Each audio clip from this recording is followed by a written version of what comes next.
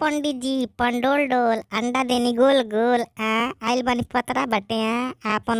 बहिन जन बाड़ी है छोटकी बहिन उनकरा के ना देखो तनी का गांव जवार में मले बाड़ी तहाल का मचा के रख देले बाली ली गारी की सुनी। अरे पंडित जी राउरी दीदिया छिनार हो गईली, पंडित जी राउरी दीदिया छिनार हो गईली, पतरावा का देखब आंगनवा में, पतरावा का देखब आंगनवा में, पंडित जी राउर बहिनी बेकार हो गईली, पंडित जी राउर दीदिया बेकार हो गईली, पतरावा का देखब आंगनवा में, पतरावा का देखब आंगनवा में। दुबे तिवारी बाबू साहेब के रखली खुला मखुला हो,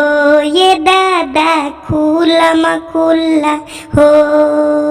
मरकेटवा के सुपर स्टार हो गईली, मरकेटवा में सुपर स्टार हो गईली, पतरावा का देखब आंगनवा में, पतरावा का देखब आंगनवा में, पंडित जी राउरी दीदिया छिनार हो गईली, पतरावा का देखब आंगनवा में। झूठ मूठ के पढ़ी ना पतरा जाके बहिन संहारी जी, आई हो दादा बहिन संहारी जी,